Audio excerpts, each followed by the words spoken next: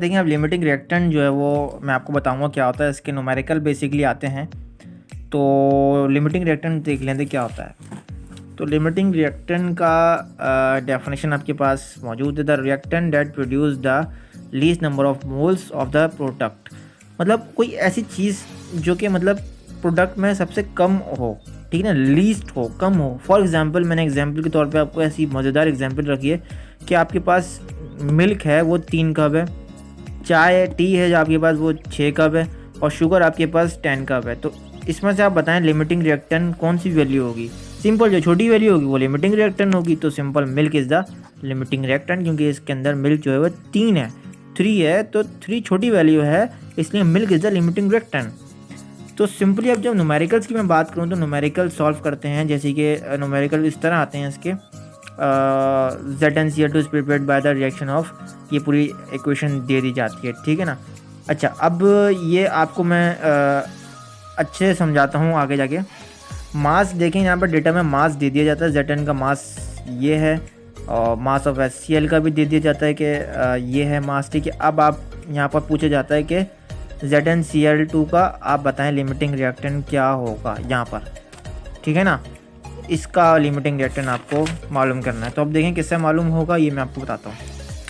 तो देखें ये मैंने आपके सामने एक पूरा अच्छे से सॉल्व करके रख दिया है। ये इक्वेशन होगी, हमें इस ZnCl2 का ना लिमिटिंग रिएक्टेंट चाहिए। देखें यहाँ पर, ठीक है ना, हमें ये चीज़ें गिवन है। इधर हमें सबसे पहले वही किया, मॉलिक्यूलर मास निकाल लिया सबका, इसका निकाल लिया, Zn का निकाल लिया, HCl का निकाल लिया, और 136 इसका निकाल लिया, ठीक है। ये कहाँ हमने मॉलिक्यूलर मासेस निकाल लिया।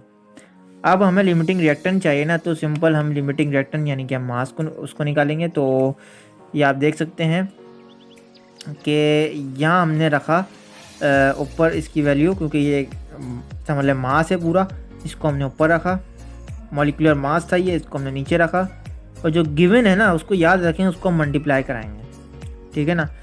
तो इन दोनों का हमें मतलब करके लिमिटिंग रिएक्टेंट फाइंड आउट होगा। तो ये दोनों हमने करके इसको मल्टीप्लाई किया, सिंपल एक आंसर हमारे पास आया ये है, ठीक है ना। अब देखें भाई दूसरी चीज़ हम रखेंगे इसकी, फिर हमने वही किया, यहाँ हमने ऊपर जो थी इस तरह ऊपर लिख दिया, और नीचे जो था वो हमने इसका HCl का जो है वो हमने बेसिकली मॉलिक्यूलर मास नीचे रखा, और ये जो गिवन था उसको हमने मल्टीप्लाई में रख दिया। तो सिंपल जब हम सॉल्व करेंगे तो ये आंसर आ गया।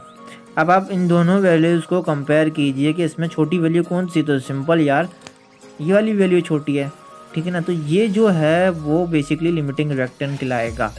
सिंपल इस यहाँ पर ये दिया हुआ है कि 13.65 gram is the limiting reactant of ZnCl2। Simple इसी तरह से सारे चीज़ें ये सॉल्व आउट होंगी। आप इसका स्क्रीनशॉट भी ले लें, देख लीजिए एक दफ़ा इसको कि किस तरह मैंने ZnCl2 का लिमिटिंग रिएक्टेंट निकाला है।